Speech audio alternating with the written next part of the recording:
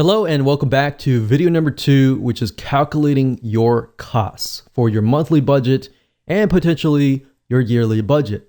Okay, so now what we want to do is you want to head on over to calculator.s3.amazon.aws.com/index.html.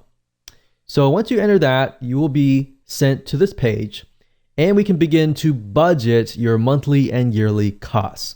Now, in order to do this, we want to go to the left-hand side and click on Amazon S3. Now, it's going to ask you to choose your region. What the region is basically you're going to have the option when you create your buckets to specify a region. Now, I would advise you to pick a region where most of your audience is going to be. So if I feel like, okay, most of my customers or prospects are going to be in the United States, I might want to choose something in the United States here. So I'm just going to choose this one here. Now, standard storage is merely the amount of storage that you expect to use in a month. So in other words, how much are you going to upload? Now, realistically, most of you are probably going to upload max a couple gigs. Now, for those of you who are heavy users, you might say a max of 100 gigabytes. Now, imagine this. Your web hosting company, most of them, in order to upload like 100 gigs, you're at least paying $50 to $100 per month. Now, look at this. If I scroll up here, you can see it automatically shows you your estimated monthly bill. You only have to pay $2. So imagine the possibilities. Now let's talk about bandwidth, which is basically if you upload 100 gigabytes of video files, audio files, really large files, and people are actually watching these videos, listening to these audio files. Basically, if you have a file or a video file that's, let's say, for example, 20 megabytes.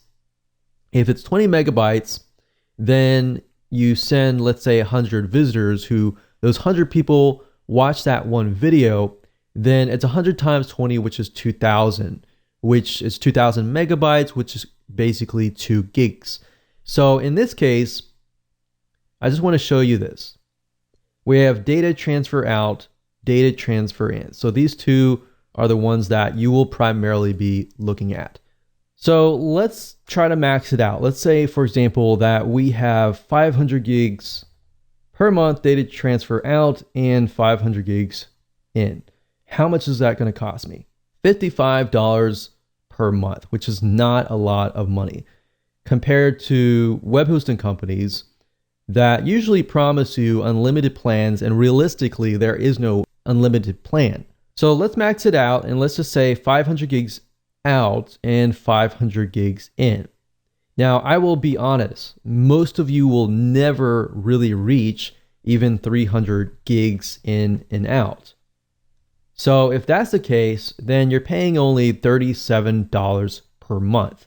You see, so for example, I have about 100 gigabytes worth of storage space, and I'm using about 300 to 500 gigs in and out. And this considerably is, I've got thousands and thousands of people coming to the site watching videos at all times. So unless you're at that point, you're not even going to have to pay anywhere close to $27. So I would say the majority of you, if you're just getting started, or even if you are a heavy user and you do have thousands of people visiting your site, you're more likely to be about in the range of 150. So even that case, you have a $14 monthly bill. So $14 monthly bill, that times 12, we'll just do 15. It's about $180. So that is a lot better, and considerably, it's a lot faster compared to web hosting companies. And we've tested this over the years and found that Amazon S3 is just saves you a lot of money and headache in the long term. So this allows you to have a basic web hosting account where you can put your website on it, but then put all the heavy files like the images and the videos and the audio files and the big files on Amazon S3. So now that you know how to budget, let's move on to the next video.